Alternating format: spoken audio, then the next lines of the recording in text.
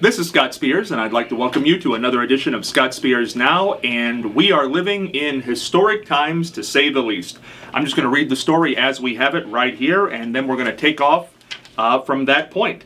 This is as of Sunday. President Joe Biden announced Sunday that he will end his presidential re-election campaign, bringing an abrupt and humbling conclusion to his half-century-long political career and scrambling the race for the White House less than 4 months before Election Day.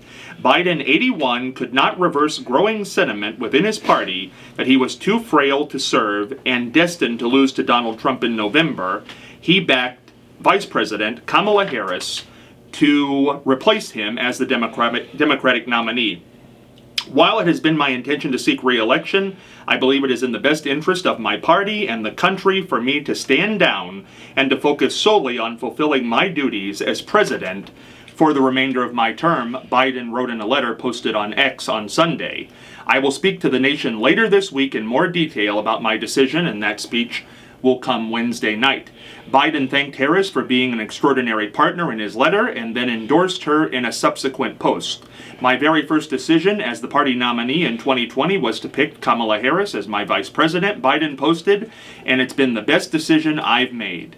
Today, I want to offer my full support and endorsement for Kamala to be the nominee for our party this year. And within 48 hours, she had the delegates. She is the party nominee, the official party nominee, until the process happens in August at the Democratic National Convention for the Democratic Party. So we know what the race is going to be. It will be Donald Trump for the Republicans and Kamala Harris for the Democrats. Joining us to discuss all this, you could not have two better people than the 40th Treasurer of the United States under President Bill Clinton, Mary Ellen Withrow, who we've talked a lot about this with in the last couple weeks, what's going to happen, where were people standing, and somebody we just met as of Monday, but he was on with us Monday morning, and we're so glad to have him here today. This is such a great story for Marion, Ohio. The youngest of nearly 4,000 delegates to attend the Democratic Convention coming up in Chicago in August, the youngest 18-year-old delegate, Christian Pearson, and a Democratic delegate. It's ironic, in a way, to come from Marion, Ohio, which is very Republican, and Ohio, I guess, which has become very Republican at this particular point. So we're glad to have Christian here as well. Well, Mary Ellen, you were in here Friday night. We were all wondering, was Biden going to leave? Was he going to stay? How quick would it come? When you heard the announcement Sunday, what'd you think? Oh, I was relieved. Well, you know, we had felt sort of desperate over the whole thing, and he's been a wonderful president. I just really like Joe Biden, but after the debate, I felt that it was time to do something else, and I'm so glad that we did. I'm really thrilled with Kamala Harris. I think she's going to be great. You know, Mary Ellen, did this really all come down to one night, that debate, or in your opinion, was there more to it?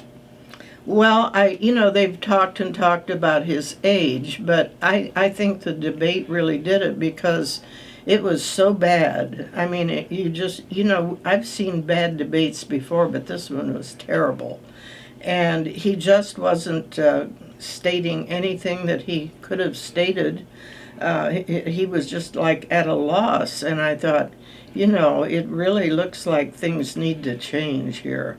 And it was very interesting. We've talked, you came in the very next morning. We had you lined up to be here the next morning within really 12 hours of that debate, and we didn't know what was going to happen at the debate, and you came in that morning and said he needed to go, and a lot of other people went right along with that, and we saw that exodus away from Joe Biden for the following 3 weeks until he did get out of the election.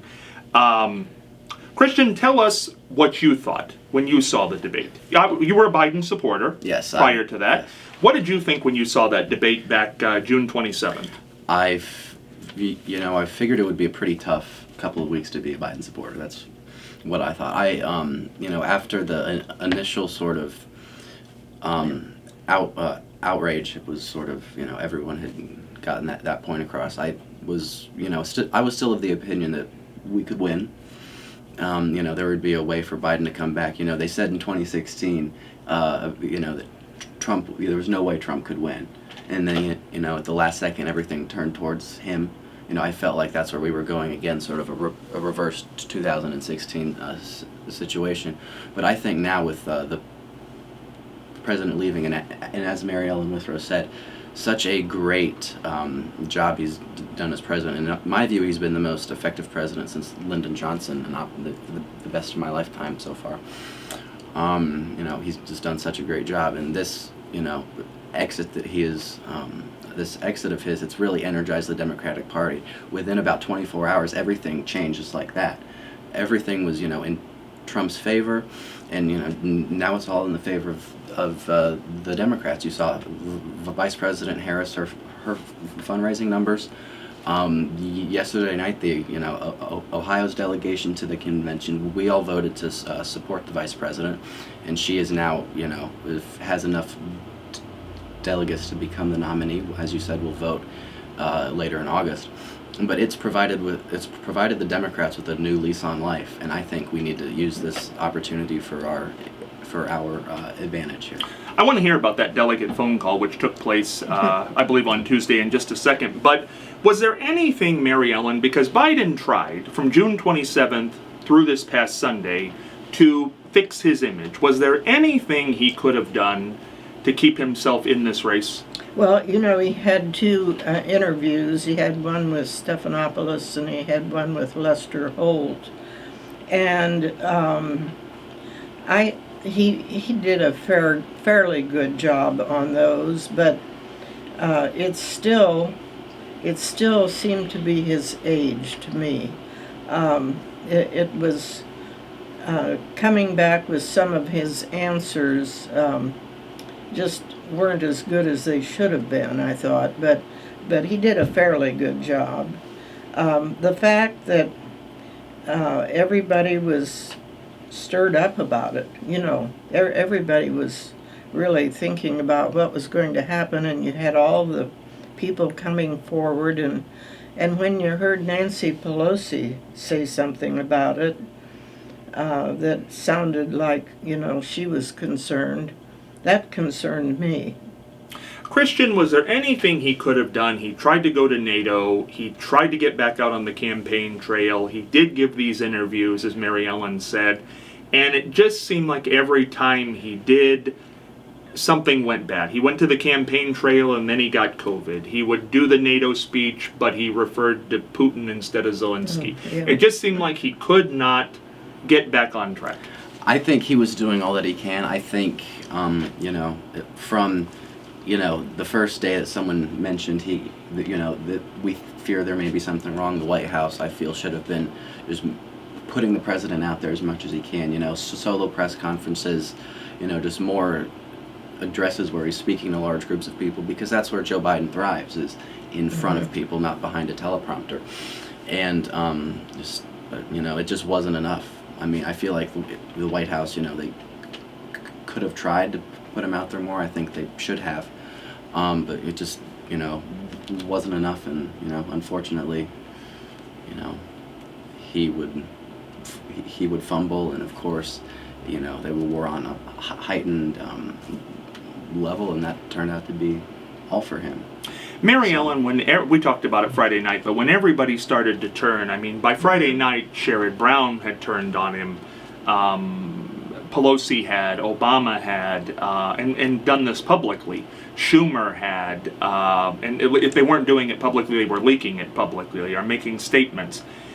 Did he really have any choice? And we learn now that donors had basically said no more money unless you get out at this point. George Clooney wrote that letter. Well, I really think he thought he could win. He believed that he could do it, and when you feel that way, it's awfully hard to back out of a campaign. But the other people that were saying all this, I think, could see that it was going to be difficult and probably not good, and they were trying to get that across to him, but I think the more they tried, the more he felt like he could still do it, What do you think was the final straw? Do you think we've heard things now that he was getting polling about how Kamala would do? He was looking at the money, seeing what was still coming in, what was being raised. All these people were saying he needed to get out in his own party. What do you think finally swung it for him to get out? I think it was COVID. COVID. Yeah. Had that not happened, Yeah. he would have been able to stay in. Well, who knows? Who knows? But I thought COVID did it. Yeah. Christian, what do you think the last straw was? I would say that it was COVID as well. You just when you're just holed up like that, and the tide keeps turning against you, and you can't defend yourself. There's not much you can do at that point. Mary Ellen, you've seen a lot of history in your career. For a president, sitting president, to pull out of a race after you have the nomination, after you have the delegates, this late, less than 4 months to go till Election Day, just a little over 100 days. What's the history of this? What's the significance of that? It would be the hardest thing in the world to do. It really would.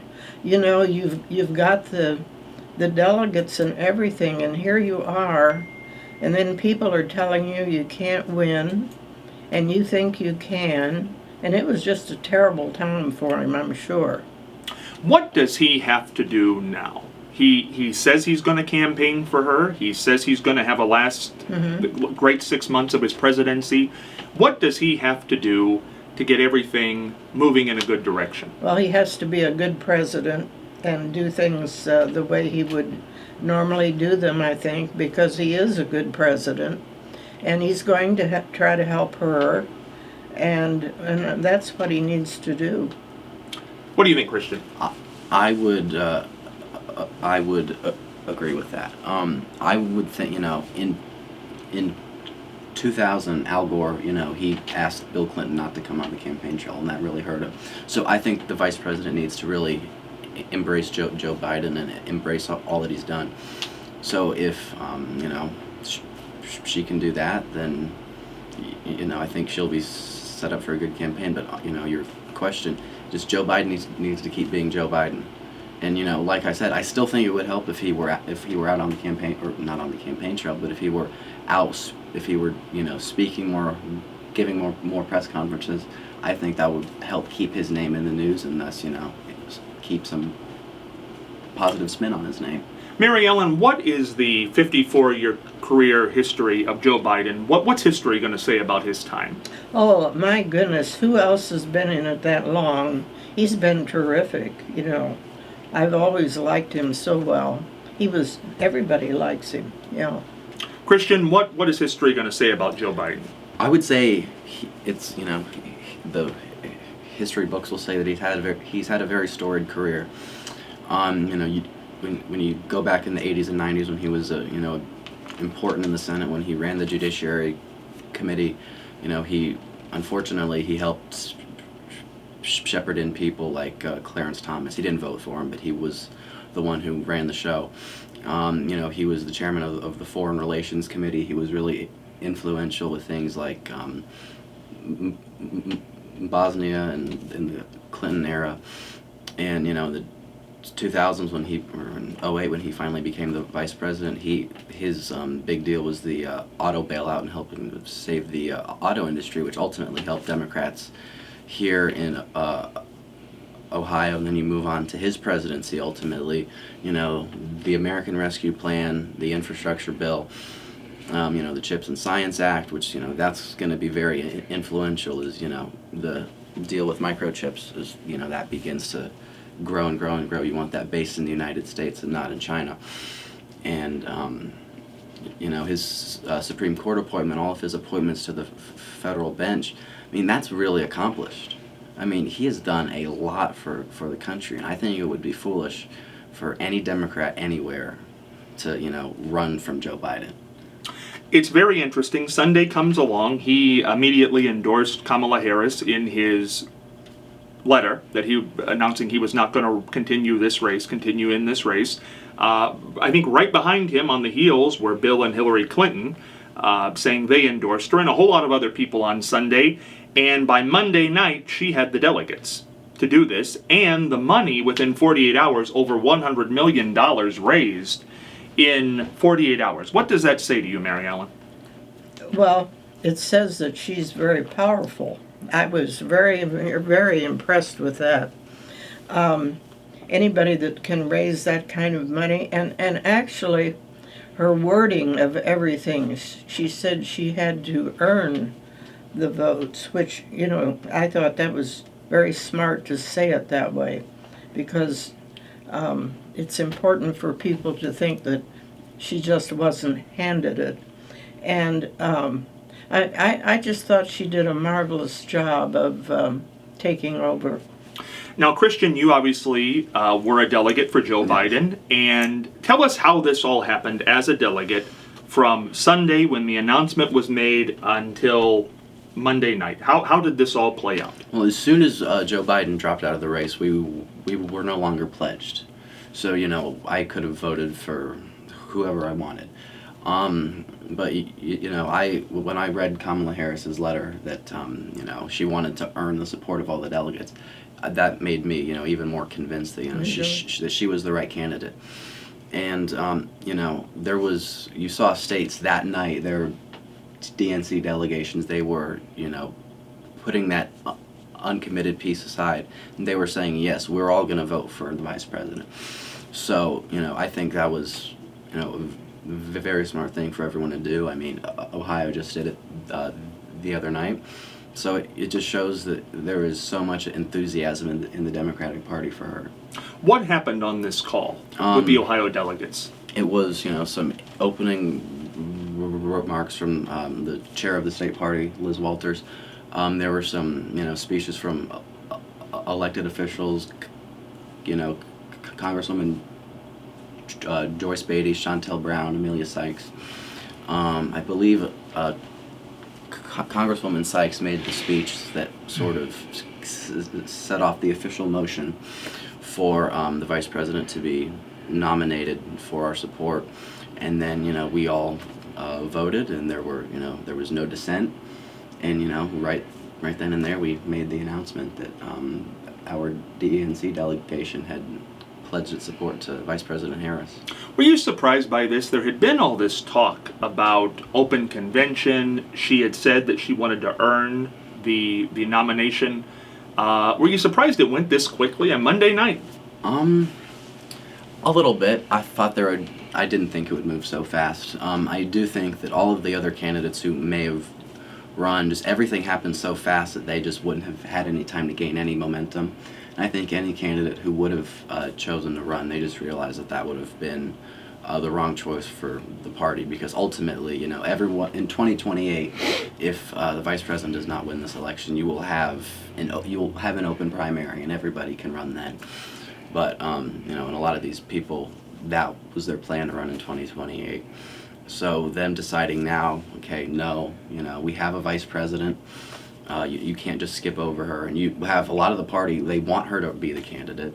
That just wouldn't have been a smart move on their end. Mary Ellen, a lot of talk was out there prior to Joe Biden leaving, saying, let's do an open convention, let's see who wants to run. Really, you did not hear, certainly not out in front, Kamala Harris until Sunday. It was there, obviously. A lot of people were talking about it, but it certainly was far from a sure thing. But boy, it happened fast. Were you surprised at the quickness in which it happened? Yes, yeah. And then I got very nervous when I heard Manchin say he was thinking about running. I thought, oh my goodness, he's messed things up from the beginning, He thought he was going to get back in. Yeah. I don't know what he was, because right now he's not a Democrat, is my understanding. No, he's an independent. And then to say he was gonna run, I thought, you got to be crazy, What do you think ultimately it was about her that got her this nomination this quickly? Well, I think the president realized her strength.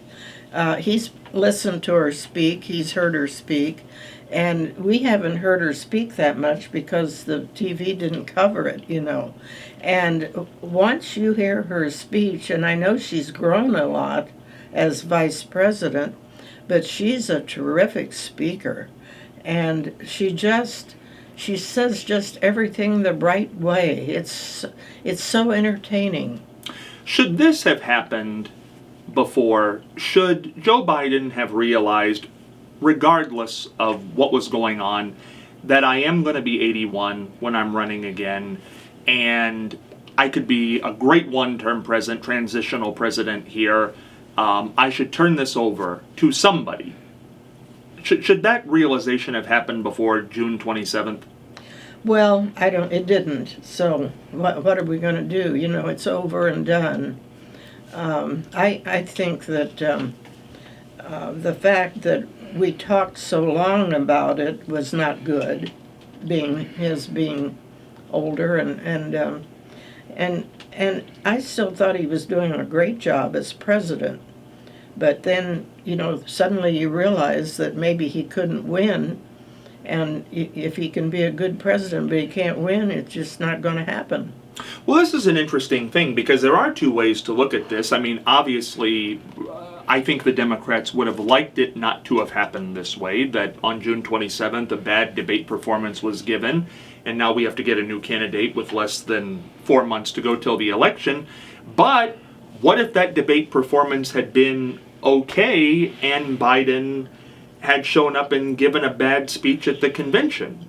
You don't know what would have happened, or gotten COVID, or who knows how this would have all played out. Well, that's what happened with the Republicans. The Republican convention was an interesting... He gave a bad speech at the convention. Well, and I'll tell you, to be fair here on all sides, Donald Trump's speech at the convention, he had some of the greatest momentum. He certainly had the greatest momentum of this campaign season. He was coming off an attempted assassination attempt that he survived. This picture that was taken, that people were putting on t-shirts, went right into the Republican convention. It was going to be his first speech. People were crying when he walked into the hall, and then he comes out to give the keynote speech on Thursday night, and he gave the longest speech ever, 93 minutes, and some of his own people in there were falling asleep. How much damage do you think this has done to Donald Trump, Mary Ellen? Well, I think it's done some damage. I fell asleep twice, by the way, while I was listening to it. Yeah, it was terrible because the speech at your convention has to fire everybody up and get them excited, and that did nothing. It was just the dullest speech you could ever hear. You know, it's so peculiar. I have talked to many Trump supporters since that speech happened, and even the Trump supporters say not his finest moment. Yeah. Now, what'd you make of the speech, Christian? Anyone who's been in a public speaking class knows that you have to leave your audience wanting more. You cannot have your audience begging for your speech to end. So it was just long. You had delegates falling asleep. You had Trump falling asleep during some of the keynote speeches previous night. So I think that this was sort of what's kick-started this ultimate downward spiral. And right now, it is strange because the Republicans, and everybody's saying this, media and newspapers and internet, it's almost as if they didn't see this coming. And clearly they did. I mean, they had to have known this was coming, at least Joe Biden stepping aside. Everybody else seemed to know that. How could they have been caught so off guard by this, Mary Ellen? Well, he said he was going to tear up his speech. And everybody thought, well, he's going to make a better speech, That's what I thought. But I don't know what the original one was, but this one was not good. Well, I think they said a third of the speech he ended up improvising. And I think that was the part that kind of threw everybody off that night. The beginning of the speech, people seemed to be into that. He recognized the firefighter who was killed, and he talked about the shooting. And I think people were okay with that. It was where it went from there that I think it was lost. I think it was just, I don't know what happened there. He got into some strange areas. Well, it's the areas he gets into on his campaign speeches. What's interesting, here we are, Biden has stepped aside, and age has been the main issue of this campaign, and it has been Biden's issue certainly for the last month, but even longer to a certain degree. But he's no longer the oldest person in this race.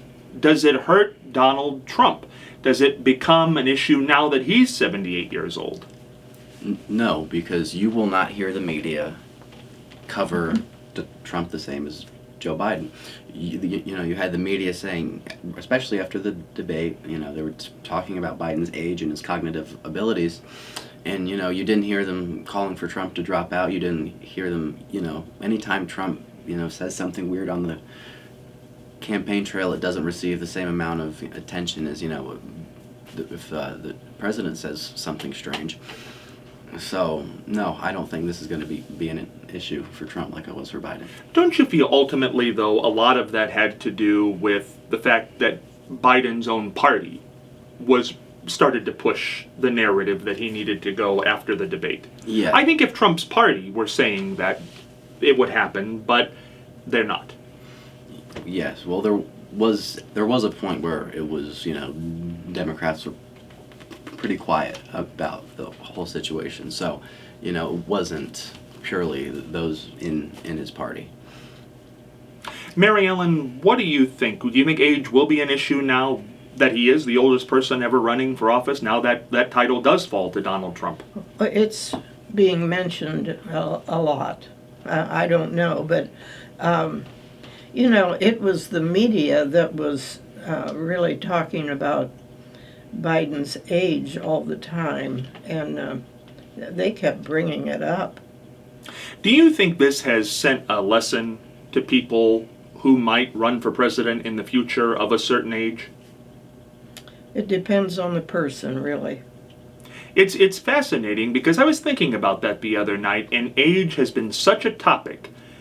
And whatever somebody's cognitive ability is, you try to distinguish, was this Joe Biden at 81, or is this going to be a long-term issue for anybody who wants to run at that age, with people living longer? Do you think this will have the lasting effect that somebody who's in their 80s will say, I'm not doing that?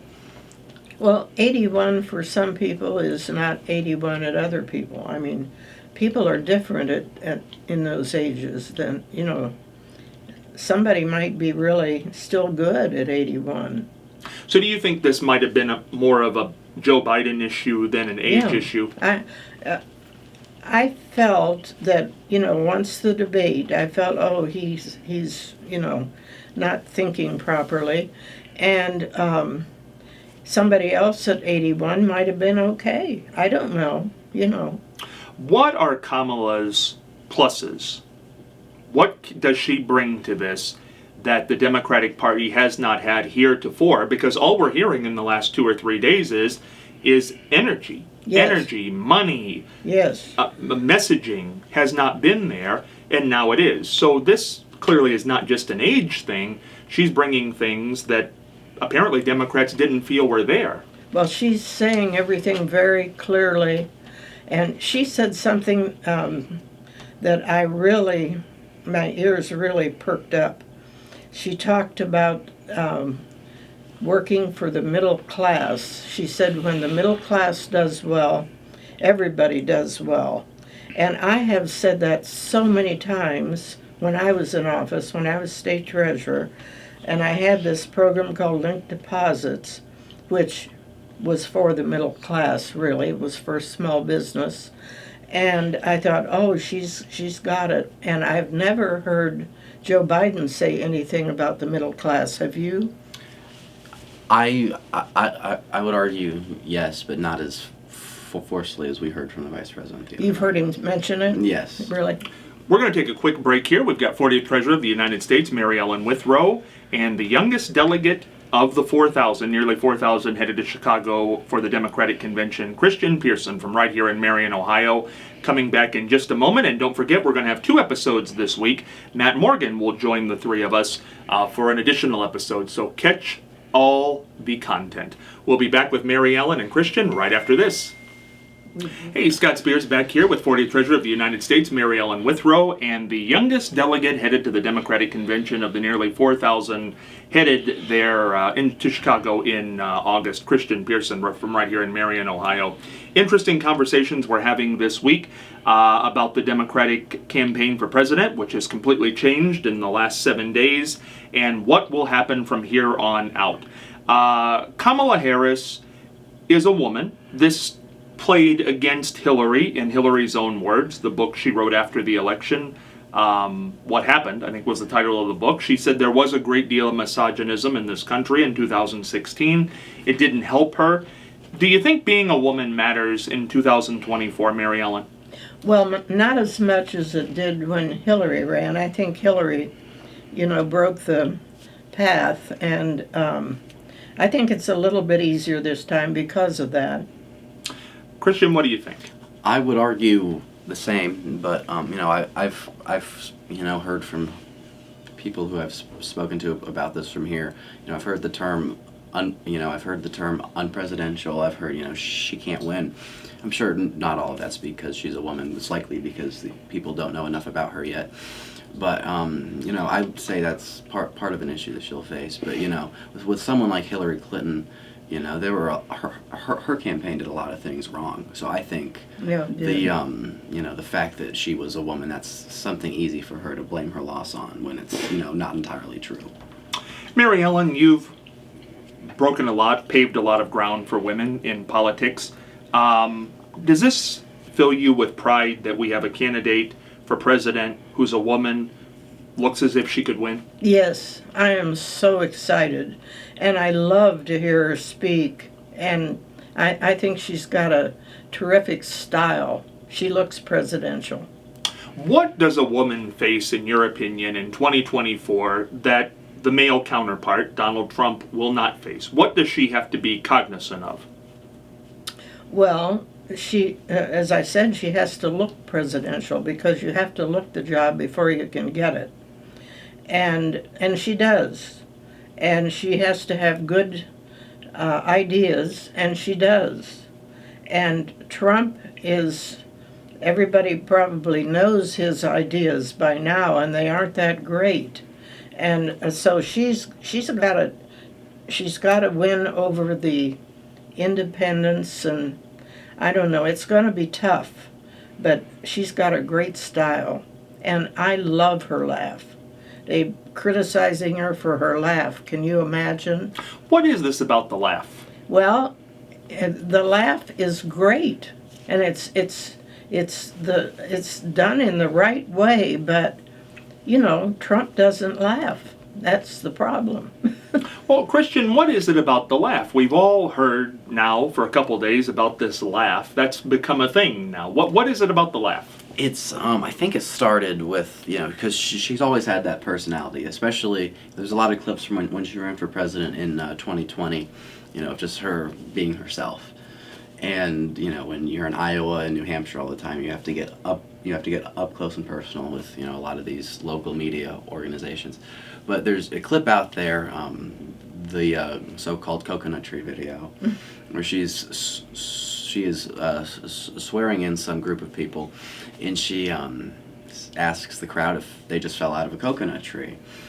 And that she says, that her mother used to say something like, we exist in the context of, all in which you came and what is to come, or something to that effect. And that has gone so. It was originally clipped by a Republican attack account on Twitter, and now it just, originally is an attack to show her as, inept or, not taking the job seriously, but just people love it. Young people, especially, they've put coconuts and trees, in their Twitter posts. So I think it's just something that people can find funny about her, and I think that's really important for a candidate to have. There was a lot of, and Hillary is the only other person we've got to compare this to because she's the only other woman that's ever had the nomination of any of the major parties for president, Kamala being the second. But they always said Hillary was too serious, took herself too serious, and also she felt that in the debates she had to act a certain way, that she could not lose her cool with Donald Trump because they would say hysterical woman. Does that still exist in 2024? I would think that's something that the vice president will have to think about when she debates, but I feel like she would do better just being herself, because there's a very big difference between serious and fun. And, if you're serious, it's something, that you'll see basic in your everyday life. If you see someone serious, you're less likely to walk up to them and say hi. If you see someone laughing, you want to laugh with them. So I think if she can be herself on the debate stage, not afraid to, attack Trump, and, kind of do it in her own way that people really admire, I think it's going to work out very well for her. Mary Ellen, what do you think? Do you think she's got to be aware of how she approaches the debate, that she can't seem hysterical, I believe was the word that Hillary used back in 2016, that Hillary said people said Hillary took herself too seriously? Are these things that still matter in 2024? Well, I think Kamala is very natural before the camera, and that naturalness is so good with her. Hillary was very uptight in her campaigning. I think she was very worried about the press always, and she didn't meet with the press really as much as she should have, probably, because when she came to Marion, what happened, and we all know about that. But Kamala Harris is very natural in this position, which makes it very good. We've mentioned her name a lot here, and it is because it's historic that Hillary was the first female presidential candidate from either party. It's also kind of significant here that you have another female running against the man who beat Hillary in 2016. Hillary's still around, very much still around in the Democratic Party.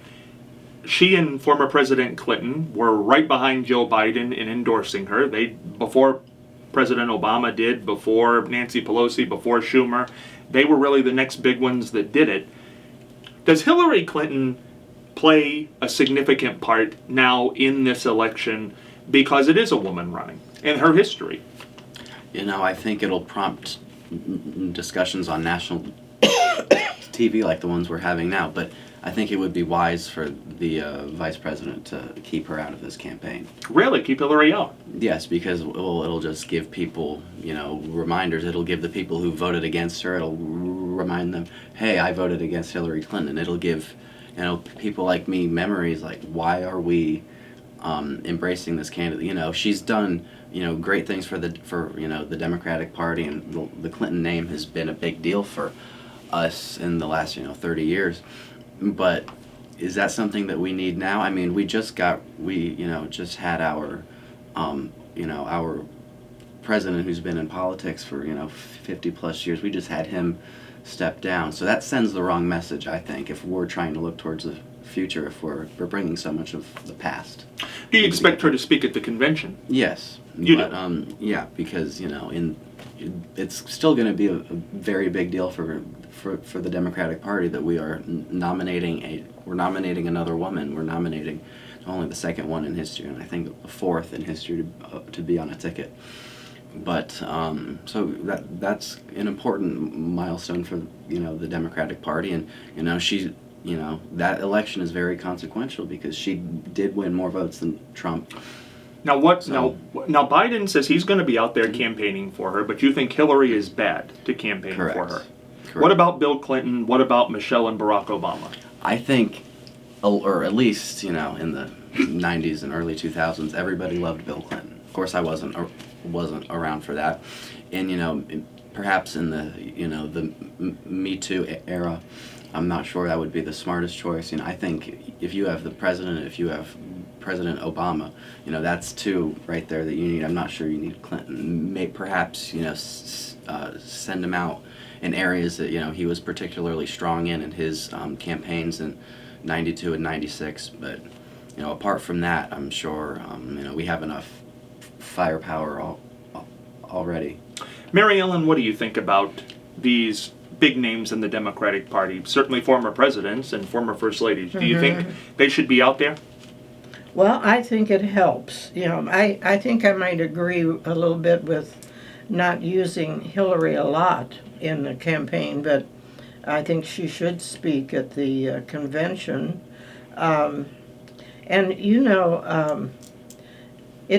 The more people, the better. I mean, really, to help her.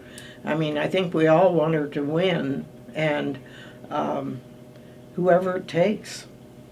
Well, it's interesting because the Republican Party, the only former president they currently still have is George W. Bush, and certainly he and Donald Trump do not see eye to eye on anything. So there's no talk of the people from past in the Republican Party. But the Democratic Party does have a bench from the past. 3 former presidents, one being the current president right now. They have Biden, they have Clinton, and they have Obama. And it's interesting to see how they will be used, because up until now, and it's not late in the campaign season, we haven't seen a lot of Bill and Hillary. We haven't seen a lot of Michelle and Barack Obama. And of course, Joe Biden was campaigning for himself. So it's a completely different dynamic now. Mm-hmm. I would agree. Yeah. But you sort of run the risk if you are if you're a candidate for the Senate, you don't necessarily want to be seen with Hillary Clinton. You don't necessarily want to be seen with Nancy Pelosi, because these are the names that you hear negatively from the press and from Republicans. You would hear them all the time, and associate them with campaign attacks. And Who are the people in the Democratic Party you want out there? Who leave Hillary at home and Nancy Pelosi? So who do we send out in their place? Well, I think that President Biden had a great army of surrogates: Gretchen Whitmer, J.B. Pritzker, etc. So I think a lot of the every contender for the vice presidency now, I think it'll be important to keep them active and engaged, because you've seen Andy Bashir on all the morning shows, J.B. Pritzker, Roy Cooper. Those are going to be important for the vice president to use all of those people in her campaign to keep her out there. So I think any national Democrat who is a good speaker, who can fire up a crowd. But can they draw a big crowd? It's very interesting. 2020 was a unique election because people weren't campaigning because of COVID, and so 2016 is really the last model we have to look at, where people were actually out trying to draw crowds and campaigning. And in that election, in which Hillary was the candidate, Bill Clinton was certainly out campaigning. Certainly Hillary was. Certainly Joe Biden was. Even Al Gore got into the act in Florida that year, and people thought they'd never see that. We saw certainly Michelle and Barack were out giving speeches.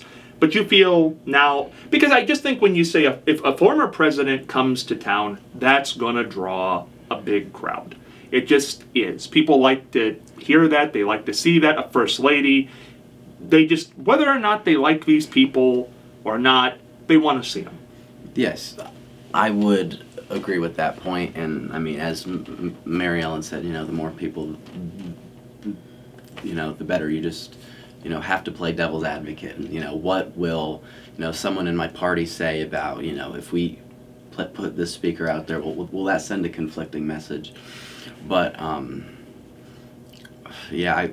think with our speakers, we really have a great bench, unlike the Republicans, and we just need to use that as well as we can. It would be wise to, really highlight these speeches. You highlight the local officials. You put up your local officials and your local candidates up with the headliners. That gives them more exposure. That helps them get their name out there. So I think when it comes to just putting together a good political rally, that's what you've got to do. And you've got to get the Democrats back in areas like this. Well, it's interesting because I think of you, Mary Ellen. Now, the fact that this could be the first female president, that exists again for the first time in 8 years. The fact that here we go, we've got less than 4 months, and obviously you endorse Kamala Harris, right? Oh, yes. Yeah. All that being said, does it make you want to get involved in this campaign? Oh, yeah. I just get all excited when I think about her, but I don't think I'm going to be doing too much at my age, but I'm certainly doing what I can. If you were asked to do something, would you do it? It'd depend on what it was. Yeah, I know what my strengths are, and it would depend what it was. But I'd be very happy to do something for her if I thought it was the thing to do. Well, it's very interesting. I remember, was it when Biden came to town that you gave the Pledge of Allegiance when he spoke? Mm-hmm. Yeah. Yes. So, I mean, things like that are very, I think, nice for the people around. Yes, well, whatever. But yeah. although at this point, I don't know how many people we're going to see in Ohio, Yeah. considering they don't consider us a swing state anymore. And the time is so short. The know. time is short. And what is the effect on that alone? Can she muster up the recognizability and the interest in people, those independents that she's got to win, those never-Trumpers, which would be helpful to win, the Democrats who maybe did want Joe Biden? Is there enough time to turn that all around? I think so, and I think the young people are going to like her. I want to talk about J.D. Vance for a second, because videos are just coming out about him all over the place now since he became the vice presidential nominee on the Republican side last week. And there's an interesting one out now in which, this is from the early, I think it's 2021, but it's somewhere in that neck of the woods, in which he said, he criticized Kamala Harris, he criticized Pete Buttigieg, and AOC because they were childless. Is that a good thing to do? No. That's not a good thing at all. In an election year where abortion is said to be a big issue, J.D. Vance's stance on abortion, which I think, and somebody will correct me if I'm wrong, is that you don't do it under any circumstance. And apparently you don't leave a marriage under any circumstance either. Is this the right guy to have? Because I am starting to hear, it's little rumblings, but that now Republicans are starting to say, was this the right guy to choose? Right. He's saying some really bad things, and evidently he doesn't realize what he should be saying. Christian, do you think the Trump bully tactic is going to work in 2024 as it worked in 2016? I guess we could say it didn't work in 2020, but he certainly did it. The first debate with he and Joe Biden in 2020, people say was the worst debate there ever was. You couldn't make out what either one of them were saying because Trump was talking all the time, Biden was trying to talk, and it just didn't go very well. And he stalked Hillary on the stage. We've all seen that famous clip. Do you think that will work this time? No, because you are going to have someone like Kamala Harris who's very used to dealing with people like that. I mean, she was a prosecutor. But that's sort of the under-discussed story of all of this, is the effect that Trump's sort of bullying, how that's like trickled down every level of politics in this country. Like, you will see people, just the way that he has toned up the rhetoric. He has people in places like this, they care about national issues in a local election, all because of Trump's rhetoric. And that is, if you've seen the people who have lost elections, experience, city treasurer, city auditor, who have lost elections to people who share Donald Trump's rhetoric for the sole reason that they have an R next to their name, and they are just echoing this. Like, this is a local election, but you're talking about national issues that have no pertinence at all to a local election, yet you're going to base your vote, a lot of Republicans in this area, unfortunately, just because someone is echoing Donald Trump. That is so destructive. And we see these signs everywhere that say love your city. You don't love your city if you are letting stuff like this interrupt how you want your city to be run. I don't want I just don't want these ugly divisive national issues to trickle down into local politics, and that's what the Trump effect has done. Would you like to run for office at some point?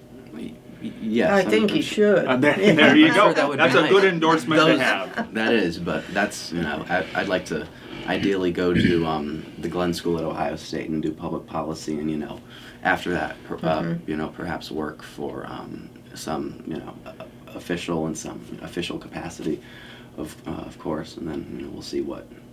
How hard is it to be a young Democrat in Marion, Ohio, right now? I think it's very discouraging, everything that you see, but but Democrats have a unique opportunity right now, because they need to sort of rebuild the bridges with segments of their coalition that is sort of who have been wavering, and I think young people, that's a big part. Of course, a lot of that was Joe Biden. A lot of young people haven't they don't know what Joe Biden has done, especially on issues like student debt. You know, that was big for young people going back to 2016. And you know, now you know, young people made their voices heard on the president. They think, you know, we don't think he can win an election. We think he's, you know, too old. And you know, that was addressed by the Democrats. A lot of other Democrats started to share that feeling, and you know, it was addressed. The president left, and you know, we need to keep doing that. When young people say we have a concern, Democrats can't take us for granted. And, you know, I'm going to be in a position at the convention. I've just, you know, accepted an internship with the state party's coordinated campaign. So I'll have an issue, you know, or I'll have a position going door to door talking to people about these concerns. But when, you know, someone asks why am I a Democrat from a very red county, you know, it boils down to this. I know that Democrats, how they act and Republicans talk. When it, you know, you remember reading about the immigration bill. You know, immigration's a very big issue. Republicans went to, or the Democrats went to the Republicans, and they said, you know, tell us what you want here. And you know, they hammered out a really, you know, a positive border bill. And you know, as soon as Trump picked up the phone, you know, Jim Jordan, J.D. Vance, they all, you know, voted against it. All the Republicans in Congress voted this down, or not all of them, but all the ones who are subservient to Trump. You know, so the Democrats led on that, but the Republicans wouldn't let it happen. And when the Democrats are able to act, they act really big. You know, the American Rescue Plan, the you know, something that Senator Sherrod Brown got into, that was the Butch Lewis Save Our Pensions Act. You know, someone like, you know, you know, that was voted against by every Republican in Congress. If you were at risk of losing your pension, every Republican would have said, no, we don't want you to keep your pension. In an area like this, that's really important for the Democrats to highlight. And then you've got to think of the candidates that we run. That's another reason that I'm a Democrat, is because we run really strong candidates. We run candidates who know what they're doing, especially locally like this, where Republicans, they're running candidates that, you know, have no experience. Let's say the race for county treasurer, for example. The Democrats are running a 15-year veteran of the county treasurer's office against someone who works in for the clerk of courts. If I was electing someone for, you know, to be the clerk of courts, I might consider voting for the Republican. But, you know, that's a different area completely. So the Democrats are the ones who are fielding good candidates. And, you know, that's when I love my city, I want, you know, candidates who have experience in the right field. This is the third presidential cycle, really most of your life, that we've had Donald Trump involved in. What do you make of the man? I mean, I just... Is this the end of democracy? You know, that rhetoric was supposed to be dialed back after the attempted shooting, but I've heard it again a lot recently. Yeah. I've heard of this Project 2025. Kamala Harris is bringing that up. I'd never heard that from Joe Biden in his speeches. I think Trump is very, you know, it's all about him. And, you know, that's unfortunately, a lot of people don't get that. If you're voting for Trump, he has framed his issue in a way that, you know, makes you think that you are the front of his mind. I'll give the example of, there are some, you know, tax on tips that he's talking about. He's talking about getting rid of that. But you know, at the end of the day, if you get rid of that tax on tips, you are allowing the people who own the restaurants to pay you less as, you know, a tipped employee. So, you know, he's just looking out for his wealthy friends on that one. But I think when you have someone who is just concerned with his friends at the top, not concerned with, you know, people who need help most, because if the government should have a role in someone's lives, it should be to help those who, you know, need it the most. That's not who Trump is.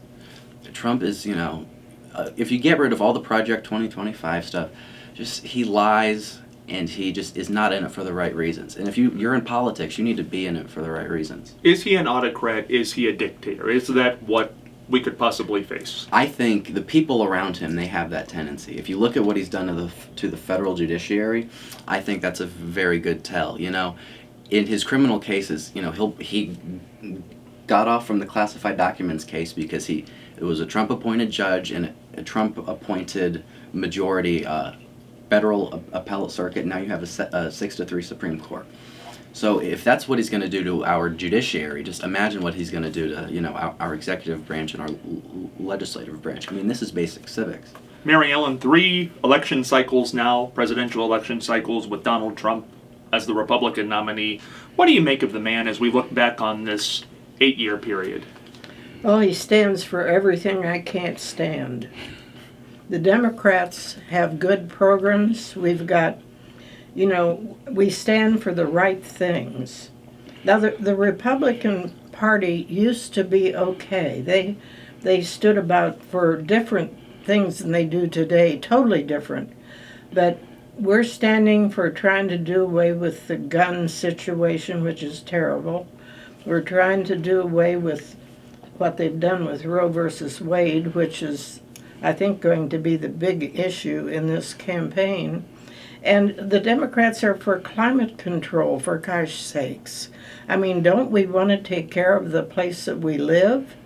And they just are against everything the Republicans are just against everything that's right. Do you fear an autocrat or a dictatorship from Donald Trump should he get in? Are you kidding? I can't stand what he stands for. So you think this could be where we're headed at this point? I certainly hope that he does not get elected, because it's going to be terrible if he does. That being said, the big A in this election has been age, for whatever people want to say, but Mary Ellen just brought it up. There is the big A now, abortion. Is that going to be the central issue in this election? And does having a female candidate help that? I believe Nikki Haley was quoted earlier in the election cycle when she was running against Trump in the primary as saying if one of the 2 major parties had a female at the top of the ticket, they would win in this year. Do you think that abortion is the issue, Mary Ellen? Well, I think it's a very strong issue, because I'm going by what my daughters say. All of their friends are all fired up about this, and they're going to work hard to try to make sure that Kamala wins because of this. Christian, what do you think? With about a minute and a half in this episode left to go, is the new A abortion in this election? Yes, I would think so. It was such a big issue in 2022 after you saw Trump's Supreme Court get rid of Roe versus Wade. You saw it last year. You saw it in Ohio. You saw it in places like Kentucky and in Kansas. Abortion was, it's not only abortion. It is government control. The party of small government, wants to have such a big claim over your personal life, and this is a really big deal for some people. They want to have children, but in some cases, in the later stages, it just is not medically feasible.